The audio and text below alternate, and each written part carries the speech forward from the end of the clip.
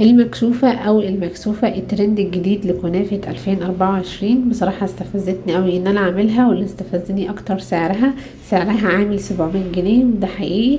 النهاردة هعملها لكم بنفس الطريقة وهطلعها بنفس الشكل واقول لكم رأيي فيها بمنتهى الامانة. تعالوا نشوف الطريقة والمقادير مع بعض.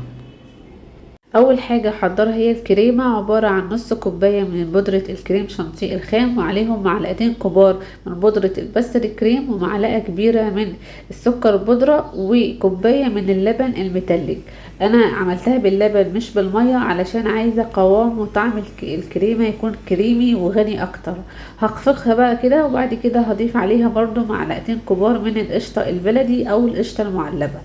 لما خفقت الكريمة هنا حسيت ان هي كمان محتاجة نص كوباية من اللبن، ضفت عليها نص كوباية من اللبن المتلج. ما تحاولوش تزودوا مية او لبن لحد ما تشوفوا قوام الكريمة معاكم هيوصل لحد ايه. هنا خلاص حصلت على قوام الكريمة المظبوط، بيكون متماسك بالشكل ده.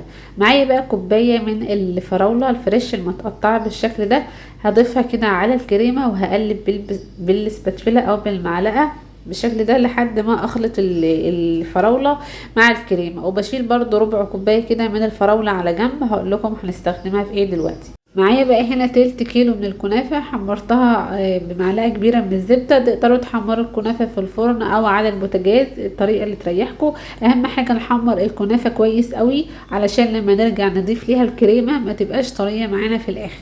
هضيف بقى الكنافة دلوقتي علشان احليها 4 معالق كبار من السيرب او الشربات التقيل، او ممكن نستبدلها ب4 معالق كبار من العسل الابيض.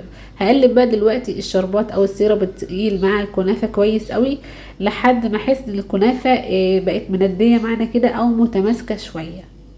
هحاول كده اضيف الشربات او العسل اللي انا هستخدمه على الكنافة واقلب كويس قوي لحد ما الكنافة توصل معانا للقوام ده.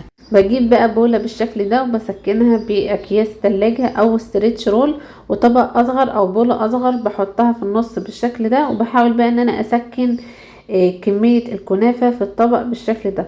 طبعا باخد كمية الكنافة المناسبة، المهم ان انا اسكن كمية حلوة كده من الكنافة في اجناب الطبق بالشكل ده، وبسكنها بايدي كويس قوي. احاول اسكنها كده بحيث ان الكنافة لما اجي اقطعها لحد ما تكون متماسكة. بعد لما بسكن الكنافة كويس قوي ببتدي بقى نشيل الطبق اللي في النص ده، وهضيف بقى دلوقتي شوية من الفراولة بحيث لما اجي اقلب الطبق تكون الفراولة دي ظاهرة معانا زي ما بيقدموا طريقة الكنافة دي او المكسوفة.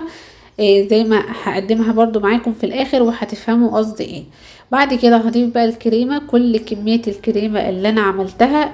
كمية الكريمة بتكون كتيرة علشان ده اللي بيحلي طريقة الكنافة دي في الاخر. وحاولوا تعملوا الكريمة دي لو هتجربوا الوصفة دي بنفس الطريقة والمقادير علشان تحصلوا في الاخر على طعم كريمة يكون كريمي وغني. في ناس بقى في طرق تانية بتحضر مهلبية او كاستر وبعد كده تخلطها مع الكريمة، بس انا بصراحة حبيت ان انا اسهل الموضوع علشان نشوف التجربة في الاخر هتعجبنا، ممكن نكررها تاني او لا. هنا بقى بضيف شوية من الكنافة برضو المتحمرة معانا.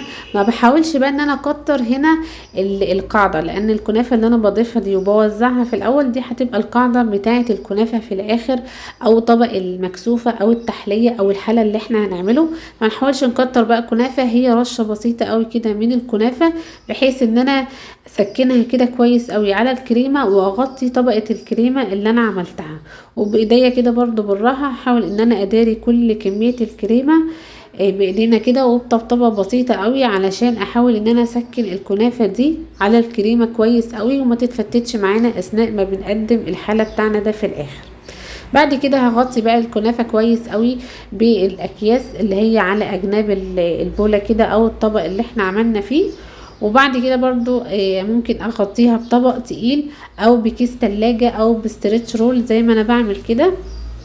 احاول ان انا اغلفها كويس قوي بالكيس بالشكل ده واحطها بقى في التلاجة. انا بصراحة اشتغلت فيها من بعد السحور وقدمتها على طول من بعد الفطار، يعني قعدتها تقريبا حوالي 12 ساعة في التلاجة علشان الكريمة كده تتماسك مع الكنافة. وبقدمها دلوقتي بقى بعد الفطار علشان اقدر ان انا بصراحة اجربها واقول لكم رأيي فيها منتهى الامانة. ده بيكون شكلها.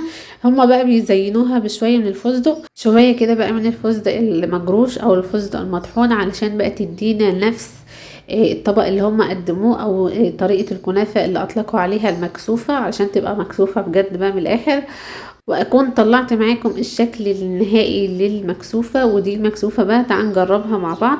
هي الفكرة لما بتيجي تقطعوها ما بتطلعش معاكم متماسكة، هي بتطلع كده جزء من الكنافة على جزء من الكريمة، بتكون مفرولة شوية.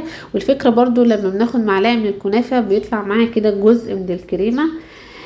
فطبقة الكريمة بصراحة كان طعمها حلو جدا، وكل ما تاخدوا معلقة من الكنافة هيظهر لكم طبقة اكتر من الكريمة.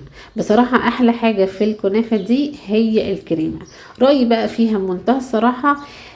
هو ميكس الكنافة المقرمشة مع طعم الكريمة الغني والفراولة، مش وحش خالص. ولكن بصراحة ده مش ذوقي، يعني لو الكنافة بالمانجا، بصراحة الكنافة بالمانجا تكسب عنها بكتير، وانا كل سنة بعملها وقدمتها لكم، هتلاقوها تحت الفيديو ده.